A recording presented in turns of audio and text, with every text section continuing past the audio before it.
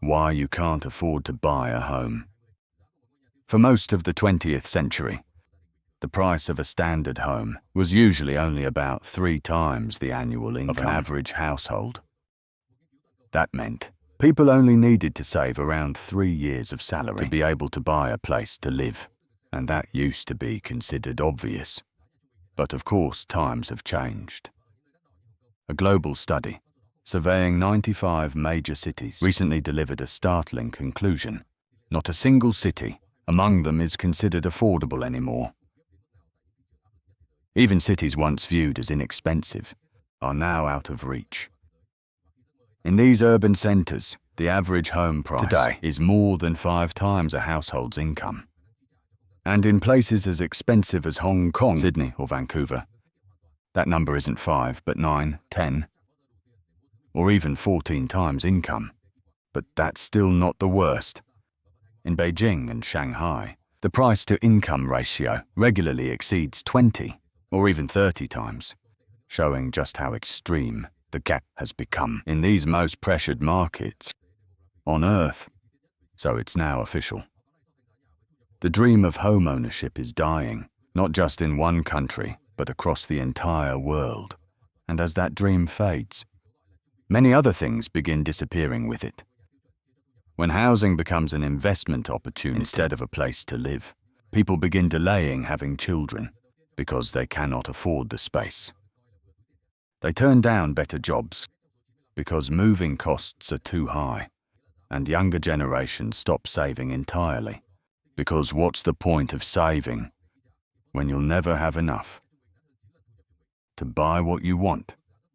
The result of this shift is a strange economy, where the people who build cities, teach our children, and keep everything running can't afford to live in the very places they sustain.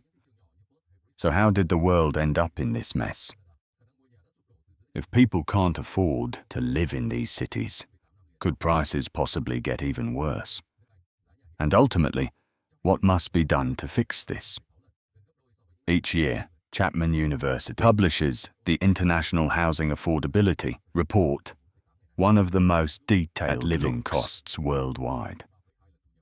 This report compares home prices to household incomes across 95 cities such as Sydney, Toronto, London, and San Francisco. It shows, one, where the dream of owning a home still survives and where it has vanished completely. Researchers use a metric called the median multiplier, which simply means taking the price of a typical home and dividing it by the annual income of a typical household. In a healthy market, this number is usually around 3. But this year, something unprecedented happened. For the first time in the report's 21-year history, not a single market was considered affordable. Although conditions vary, most of the 95 cities today fall into the severely or extremely unaffordable category, meaning the price of a home is typically more than 4 to 5 times income, and in 12 of those cities. The problem is so extreme that a new label was added, impossible to afford, where the median home price is more than 9 times the median income. Topping the list is Hong Kong, with a ratio of 14.4 times income, followed closely by Sydney at 13.8.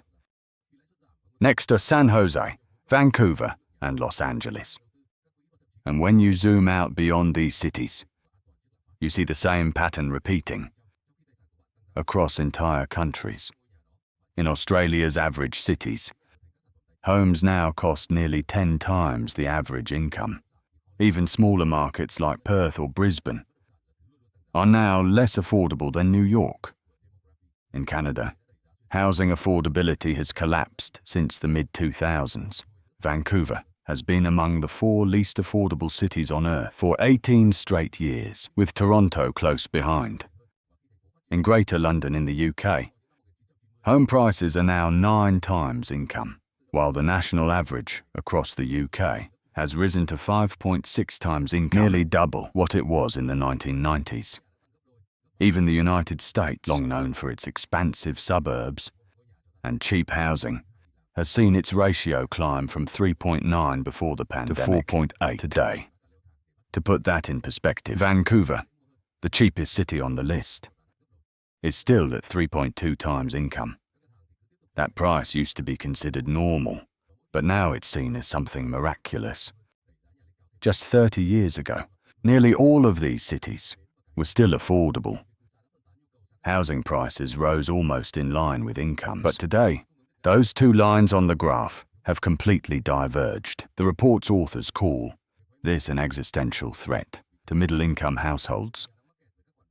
And you don't need to be a researcher to see why. When home prices rise faster than wages, the consequences spill far beyond the housing market. Families delay having children. Workers turn down promotions because they can't afford to relocate. And young people lose access to what was once the cornerstone of a middle-class life. This raises a bigger question. If 30 years ago this wasn't a problem, then what changed? 30 years ago, a home was a shelter, a basic necessity. Today, it's part of a global investment strategy. But this isn't just about housing. Over the past few decades, almost everything considered an asset has skyrocketed in price, not just homes, but land, stocks, and even works of art. Why? Because the ultra-wealthy, corporations and large funds are holding more cash than ever before, and they all want a safe place to put that money. When wealthy people get more money, they don't buy more vegetables or groceries. They buy assets. Housing is hit the hardest because it's both a necessity and one of the easiest assets to own, rent out, or use as collateral. It becomes the perfect target. This has artificially inflated demand. While at the same time, many countries have unintentionally restricted supply. It all began with good intentions, protecting green spaces, controlling urban sprawl, preserving neighborhood character. But over time, those good intentions turned into regulations, zoning rules and height limits, minimum parking requirements, and endlessly long approval processes. All of this slows down construction and drives up the cost of developable land, sky high when these restrictions are tightened. Housing stops functioning under normal market rules. Prices no longer reflect the cost of bricks and labor, but the scarcity created by policy. As interest rates fell and global money surged, more and more capital poured in to compete for a limited number of homes. Investors, funds, and even pension systems realized that real estate delivers steady returns and protection against inflation. If you can borrow money at 6% interest, while your property appreciates 10% a year, you don't need to live in the home. You just need to own it. This shift turned housing into financial products. Institutions began buying up in large quantities. Foreign investors treated real estate as a store of wealth, and even ordinary households began seeing property as something that always goes up. That wave of money rushed straight into cities at the top of demographic rankings, where limited supply pushed prices through the roof. In these markets, the more valuable housing becomes, the more capital it attracts, creating a feedback between scarcity and speculation. Meanwhile, wages couldn't keep up. For most of the 20th century, income and housing prices tended to move together. As workers became more productive, they earned more money, and as cities grew, they built more homes. But in the 1990s, this trajectory split into two directions: global trade, automation, and offshoring held down wage growth for the middle class, even as living costs increased.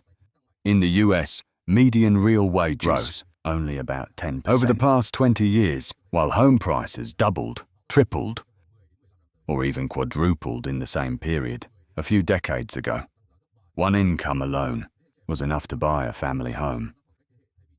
If a second person worked, it meant they could afford a bigger house, or a better neighborhood. But when every household has two incomes, sellers know that, and prices rise to match buyers' wallets. Instead of making housing more affordable, dual incomes simply made the same home twice as expensive. People had to spend more of their earnings on mortgage payments, and banks kept lending because rising home prices made the market look safe. And every time banks approve larger loans, buyers are able to bid even higher, pushing home prices up another notch. It creates a loop that feeds on itself. But then the pandemic hit, and the entire system began to sway. Remote work shifted demand towards smaller cities, but it didn't fix the core problem. Construction costs exploded, supply chains broke, inflation pushed material prices higher, and labor shortages delayed projects everywhere. When interest rates finally rose, borrowing became expensive. But housing prices didn't crash because no one wanted to sell. Millions of homeowners are locked into ultra-low mortgage rates from before, so they refuse to move. Freezing supply. Governments have tried to help, but mostly in the wrong ways. They rolled out more tax breaks, subsidies and support for first-time buyers. The problem is, if you can't build more homes, giving people more money doesn't make prices fall. It just makes buyers compete more fiercely for the same limited number of homes. So if you trace it back, the answer to what changed isn't a single cause, but a chain reaction. Many countries restricted land, pumped massive amounts of cheap money into the system, and let wages grow far too slowly compared to skyrocketing asset prices. And when the foundation of the whole system began to crack, many governments kept doubling down on short-term fixes, stacking more bricks on top, and hoping gravity would take a day off. That is how many markets around the world created places so expensive they feel hopeless. And it's why today, the world's richest cities top the lists of the hardest places to live. So what does this actually mean for the people living there? For millions of middle-income families, home ownership is no longer part of the plan. In cities like Los Angeles, Sydney, and New York, a huge share of renters now must spend around 30 to 35% of their income just to keep a roof over their head. This sits right above the threshold economists call unaffordable. Today, the average first-time buyer is in their late 30s or early 40s, a decade older than their parents' generation when they bought homes. And when people can't afford to live where the jobs are, they stop moving in search of opportunity. In the US and Canada, people are leaving major cities for smaller towns, a trend economists call deurbanization. Although it may sound good for rural areas, it usually means that the productive cities are losing the very workers who keep them running. Teachers, nurses, skilled tradespeople, service workers. When housing markets lock up, labor markets lock up too. Productivity slows. Innovation spreads more slowly. And inequality deepens because while renters and first-time buyers fall behind, those who already own homes every year richer. Their property gains value, not because they work more hours or invent something new, but because scarcity makes their asset globally. More. The total value of real estate is now about 3.5 the world's annual GDP, and even for those lucky enough to get onto the ladder.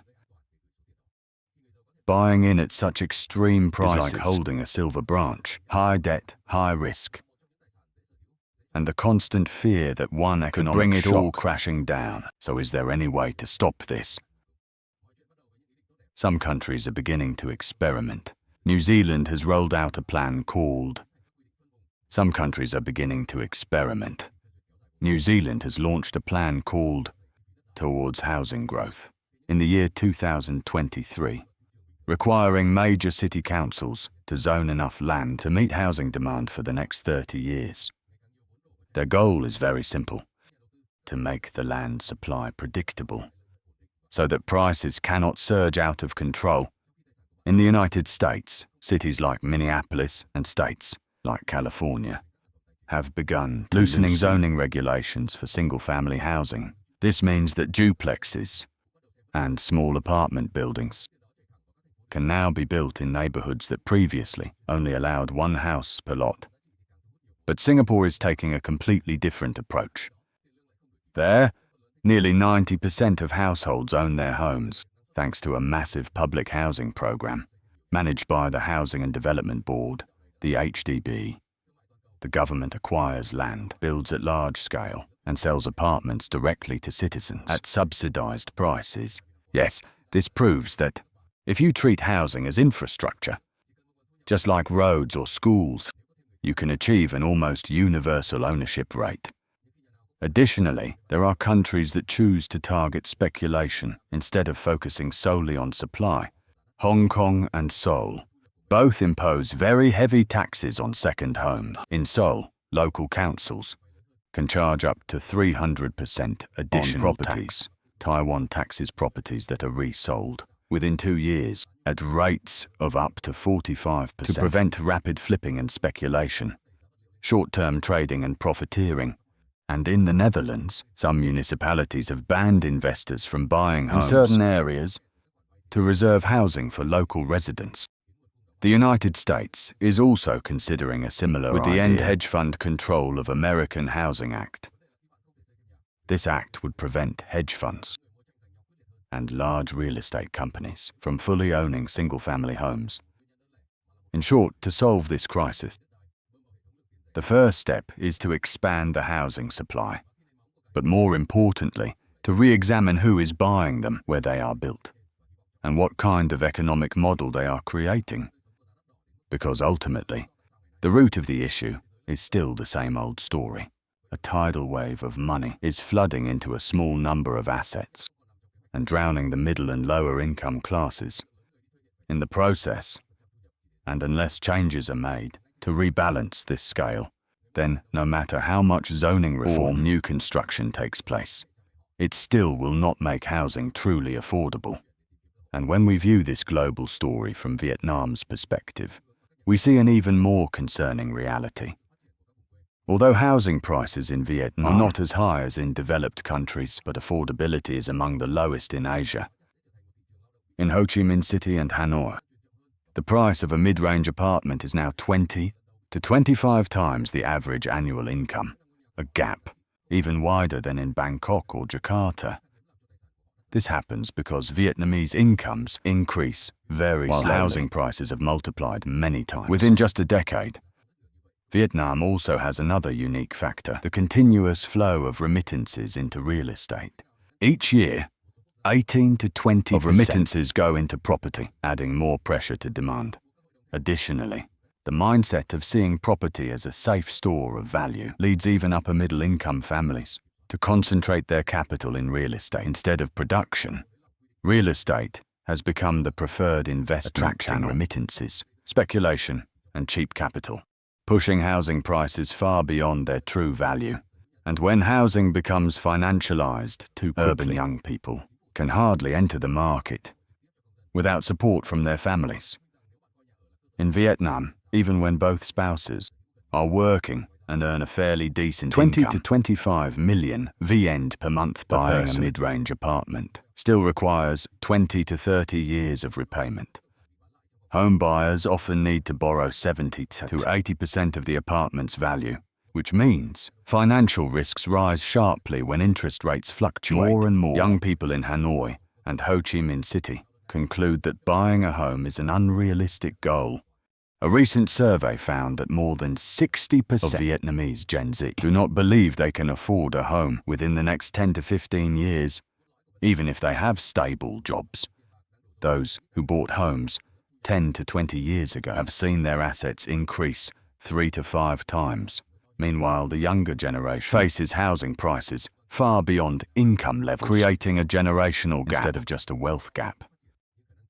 If Vietnam wants to solve its housing problem, many experts believe, we need to learn from successful models around the world. Singapore built a massive public housing system, selling directly to citizens at subsidized prices, creating one of the highest home ownership rates on earth. New Zealand chose to expand urban land planning, ensuring a large enough supply so housing prices cannot rise out of control. But for Vietnam, the most important lesson remains: increasing supply for real residential demand, while reducing the heat from speculation and financialization of real estate. Only when the market operates based on the real needs of citizens will housing return to its true purpose: a place to live, not an investment tool. Today, the government is also considering stronger measures to bring the housing market back to its essence. One important proposal is imposing higher taxes on second properties, third properties, and progressive taxes on rapid buying and reselling within short periods. This is a measure many countries have applied successfully to limit speculation and keep supply available for real housing needs. As the cost of holding empty properties rises and profits from flipping shrink, the market will naturally rebalance in a healthier way. Although these policies are still under study, the broader trend is already clear. Vietnam aims to build a market where housing is not a financial speculation tool, but the actual living space for its people. And only then will the dream of home ownership become closer for most Vietnamese, instead of increasingly out of reach. If this video's analysis helped you better understand why owning a home is becoming more difficult, please like and subscribe to Knowledge Station so you won't miss future content.